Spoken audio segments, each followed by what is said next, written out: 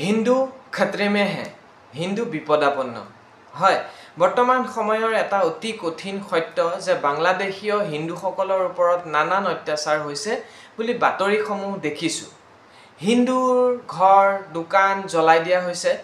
হিন্দু পৰিয়ালক টাৰ্গেট কৰি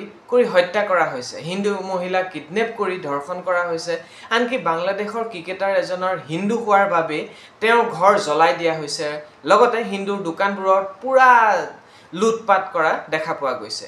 এই নিউজবোৰৰ সকলোবোৰ যে সত্য তেনেকুৱা হয়তো নহয় কিন্তু সকলোবোৰ যে মিছা তেনেকুৱাও নহয় তেতিয়াৰ প্ৰধানমন্ত্ৰী শেখ হাসিনাৰ পলায়ন আৰু ভাৰতত আশ্ৰয় গ্ৰহণৰ পাছতে বাংলাদেশীয় হিন্দুৰ ওপৰত অত্যাচাৰ আৰম্ভ হৈছে এই অত্যাচাৰ সম্ভৱ হৈ উঠিছে কাৰণ তাত হিন্দুৰ সংখ্যা মুছলমানৰ সংখ্যাৰ তুলনাত তেনেই নগণ্য তেনেই কম হিন্দু তাত সংখ্যালঘুৰ ওপৰত অত্যাচাৰ হোৱাটো লাগিলে যি দেশতে নহওক তাৰ তীব্ৰ গৰিহণা দিব লাগে আৰু আমিও তাৰ তীব্ৰ গৰিহণা দিছো লাগিলে বাংলাদেশতে হওক লাগিলে ভাৰততে হওক পাকিস্তানতে হওক আফগানিস্তানতে হওক লাগিলে আমেৰিকাতে হওক লণ্ডনতে হওক জাতিগতভাৱে সংখ্যালঘুৰ ওপৰত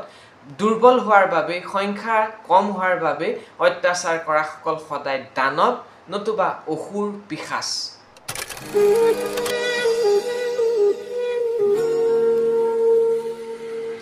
এই ধৰণৰ ভয়ানক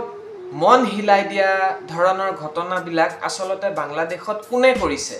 কোনে কৰাইছে কিয় কৰাইছে কি হ'বলৈ গৈ আছে আপুনি মই কি কৰা উচিত বা আমাৰ চৰকাৰখনে আসলে কি পদক্ষেপ গ্ৰহণ কৰা উচিত তাৰ বিষয়ে আমি আজি চমুকৈ কথা পাতিম কি কাৰণে বাংলাদেশৰ এই অৱস্থা হ'ল তাৰ বিষয়ে আমি ইতিমধ্যে এটা ভিডিঅ' বনাইছো অনুগ্ৰহ কৰি সময় পালে অকণমান চাব কিন্তু যি কাৰণতে নহওক দেশখনত সম্পূৰ্ণ অশান্ত হোৱাৰ দিন ধৰি আজি পৰ্যন্ত কিন্তু শান্ত হোৱাৰ নামেই লোৱা নাই তাৰ ছাত্ৰ সমাজে যেতিয়া আন্দোলন কৰিছিল তেতিয়া সেই আন্দোলনত হিন্দু ছাত্ৰ ছাত্ৰীসকলেও ভাগ লৈছিল এতিয়া আকৌ ওলোটাই হিন্দুকে টাৰ্গেট কৰি লোৱা হৈছে কিন্তু তাৎপৰ্যপূৰ্ণ কথাটো হ'ল যে এই হিংসাত্মক ঘটনাবিলাক ছাত্ৰ সমাজে নাই কৰা বুলি কৈছে বৰঞ্চ কোনো ঠাইত দেখা পোৱা গৈছে যে ছাত্ৰ ছাত্ৰীসকলে তাৰ ছাত্ৰ সমাজৰ ছাত্ৰ ছাত্ৰী আন্দোলনকাৰীসকলে হিন্দু পৰিয়ালক পহৰা দি ৰাতি সন্ধিয়া সুৰক্ষা দিবলৈ চেষ্টা কৰিছে কিন্তু এইটো এই সম্পূৰ্ণ গোটেই দেশখনৰ হিন্দু সমাজক ৰক্ষা কৰিব পৰা কিন্তু পদক্ষেপ নহয় কিন্তু তাৰ মাজতে মহিলাৰ অন্তৰ্বাস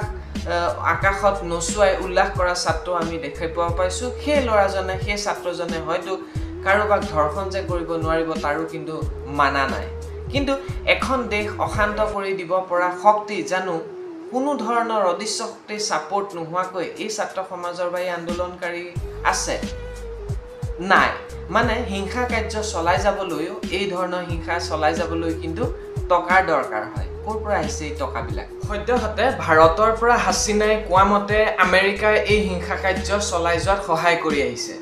কোনোৱে আকৌ কৈছে হাসিনাৰ পাৰ্টিয়ে এইবিলাক কৰাই আছে যাতে সংখ্যালঘুৰ ভোটৰ দ্বাৰা হাসিনাই পুনৰ বাংলাদেশলৈ ঘূৰি যাব পাৰে লগতে বাংলাদেশত এনেকুৱা এটা বাৰ্তা প্ৰেৰণ কৰিব খোজা হৈছে যে হাসিনা নাথাকিলে এই ধৰণৰ অৰাজকতা এই ধৰণৰ হিংসাত চলি থকাৰ সম্ভাৱনা আছে তাৰ মাজতে বাংলাদেশৰ এতিয়াৰ নতুন চৰকাৰৰ প্ৰধান নোবেল বঁটা বিজয়ী ইউনুছে সকলোকে শান্তি বজাই ৰাখিবলৈ কাতৰ আহ্বান জনাইছে শান্তিৰ নোবেল বঁটা পোৱা এইজন নতুন প্ৰধানমন্ত্ৰী যদি নিজৰ দেশৰ শান্তি ৰক্ষা কৰিব নোৱাৰে তেন্তে বৰ লাজৰ কথা হ'ব কাৰণ তেখেতে শান্তিৰ বাবে নোবেল বঁটা পাইছিল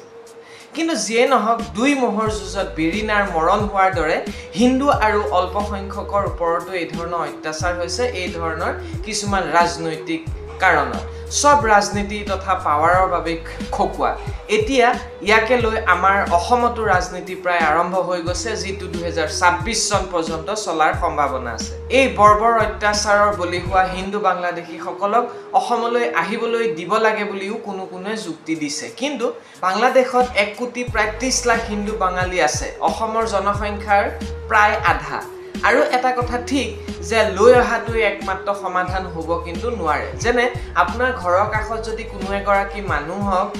তাইৰ গিৰিয়েকে সদায় মদ খাই আহি বা অত্যাচাৰ কৰে আৰু বৰ অশান্তিৰ সৃষ্টি কৰে, তেতিয়া আপুনি কি কৰা উচিত? আপুনি পুলিচলৈ খবৰ দিব লাগিব, নহ'লে গাঁও বুঢ়াক খবৰ দিব লাগিব, নহ'লে স্থানীয় মানুহক গোটাই এখন মিটিং কৰি হ'লেও এখন সমাধান সূত্ৰ উলিয়াব লাগিব। এনেকুৱা নহয় যে এনেকুৱা অত্যাচাৰৰ বলি হৈ থকা মাইকী মানুহগৰাকীক, তিৰোতাগৰাকীক আপোনাৰ ঘৰলৈ বিয়া পাতি লৈ আহিব, নহয় জানো?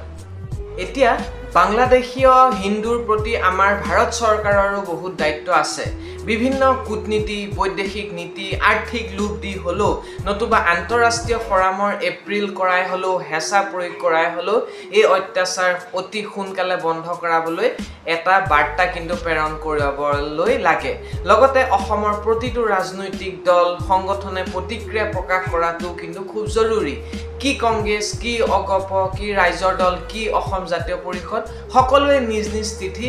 স্পষ্ট কৰাটো কিন্তু খুব দৰকাৰ। আমি সাধাৰণ জনতাই কি কৰিব পাৰোঁ? ভগৱানৰ ওচৰত মাথো প্ৰাৰ্থনা কৰিব পাৰোঁ যাতে তাত থকা হিন্দুকে আদি কৰি সকলো সংখ্যালঘুকে ভগৱানে শক্তি দিয়ক, কুশলে ৰাখক। আৰু সকলো ধৰ্মতকৈ মানৱতাই আটাইতকৈ ডাঙৰ ধৰ্ম। নমস্কাৰ, জয় আই অসম।